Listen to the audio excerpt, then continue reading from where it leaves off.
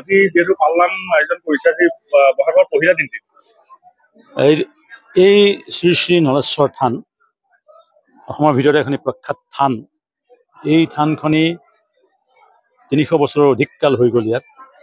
এই থানখনি অতীত বুৰঞ্জী ক'বলৈ হ'লে এই থানখনি য'ত অৱস্থিত এই থানত আগতে নল খাগৰিৰে ভৰপূৰ ঠাই আছিলে। বাৰিষা সাঁচিপাতৰ পুথি এখন উপঙি থকা অৱস্থাত ৰাইজে প্ৰত্যক্ষ কৰিলে। আগতে সপোনতো দেখা পাইছিলে।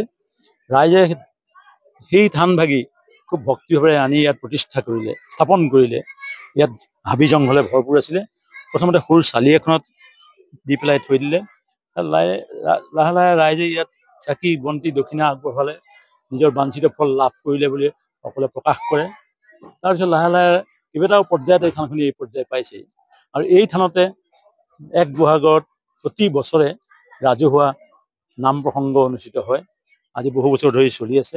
আৰু এই নাম প্ৰসংগলৈ বিভিন্ন জিলাৰ বহুত ঠাইৰ ভক্তপ্ৰাণ ৰাইজ ইয়াত সমবেত হয়। এইবেলিও বহুত লোক আহিছে। আৰু ইতিমধ্যে মানুহে সকলো আহিছে, আহি ৰাতিপুৱা থান প্ৰসাদ বন্তি সকলো দি থৈ গৈছে। আৰু এই থানখনত আহি চাকি এগছ জ্বলালে বা ধূপ এডাল জ্বলালে, সেৱা কৰিলে মনটো তৃপ্তি লাভ কৰে বুলি বহুতৰে প্ৰকাশ।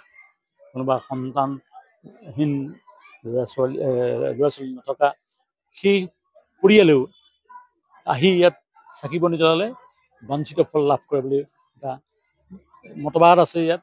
সেইটো ৰাইজৰ ভক্তপ্ৰাণ ৰাইজৰ বিশ্বাস। আৰু যিকোনো ফল ইয়াত লাভ কৰিব পাৰে। গতিকে এই ধৰণৰ বিশ্বাস ইয়াত জীৱন্ত হৈ আছে। এই থানখনিয়ে আমাৰ বেচেৰিয়াই নহয়, সমগ্ৰ তেজপুৰ অঞ্চলৰ এখন জীৱন্ত থান হিচাপে ইয়াত স্বীকৃত হৈছে। ৰাইজে বৰ শ্ৰদ্ধাৰে ইয়ালৈ আহিছে। আৰু এই আপোনাৰ চেনেলৰ জৰিয়তে আজি নতুন বছৰত ভক্তপ্ৰাণ ৰাইজলৈ বিহুৰ শুভেচ্ছা, নৱবৰ্ষৰ লগ আৰু এই থানখনিৰ সেৱা আগবঢ়াব।